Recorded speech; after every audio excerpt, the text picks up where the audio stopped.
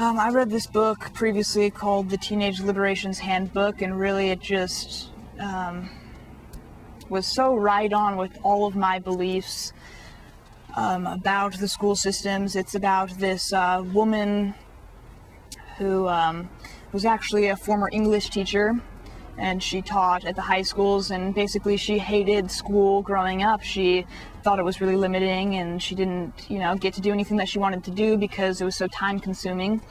And so she thought that, when she became a teacher, all of her students would love her classes, it would be extremely engaging, and she would really, capture their creative side, about education. And what ended up happening with that is she actually was so limited herself on what she could teach, and the boundaries in which she could let her students wander, so to speak, that her students didn't enjoy it any more than she did. And the fact of the matter is, all the people who are in charge of what we learn, our curriculum, they're so pressured, I think, by our parents and our environment that they feel it necessary to try and get a leg up on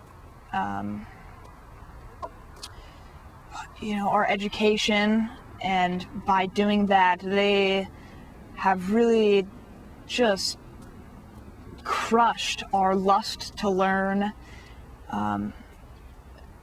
as well as our childhood. I mean, I go to school 6.5 hours a day, 5 days a week, 9 months out of the year, and above and beyond that, I go home with 3 hours of homework every day, plus studying on the weekends for tests. And it's like, that's not how I want to live. There are things that I wish I could pursue, but while I'm in the school system, it's basically been impossible for me to do anything that I care about because I really have no time. Well, there are a couple things that I wish I could do, and I'm planning to do once I drop out of school, or as I like to say, rise out of the school system. And a few of those things, I really like snowboarding. It's one of my passions. I like, I'm thinking about apprenticing an electrician, because I think that, learning through doing kinesthetics is a lot, more beneficial, at least to me, than most anything that the school system has been able to provide. And so I'm thinking about traveling with a combination of those things. I really want to go to the Federation of Domenher in Italy, go to these spiritual retreats, which I really enjoy. I want to go to Egypt and, see all of the pyramids firsthand that I've been learning about for years.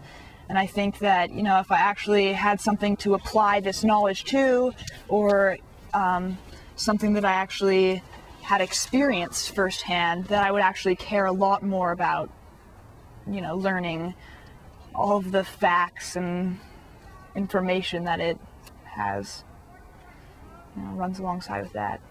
So I'm planning on, as far as social stuff goes, I'm going to be taking a couple fun classes that my local high school can provide.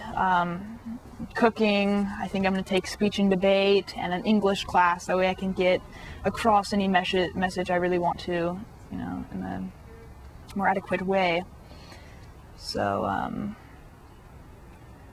I'm stoked to be free. The most important thing for all of you to realize is never in life is everyone going to agree with any decision that you make. And as much as, I have my parents' support, there are still all of those people who think that it is the worst idea in the world to escape, the system.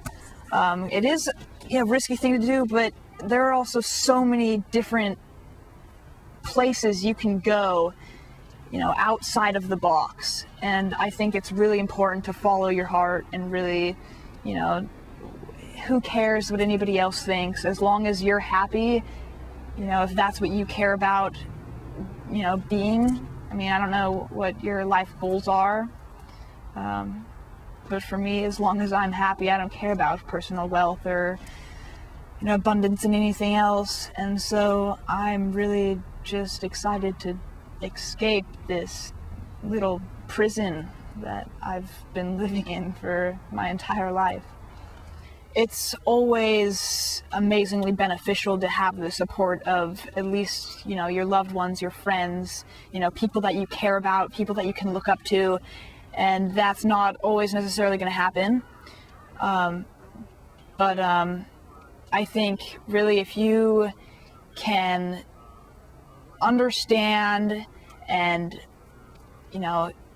pick up as much information as you can about, maybe even write a little proposal sheet to read off to your parents, about why you don't like school, I mean, how many times have you been sitting at your desk for hours, at end and asked to go to the bathroom, maybe to take a little break and, have been completely shut down. It's not a healthy way to live.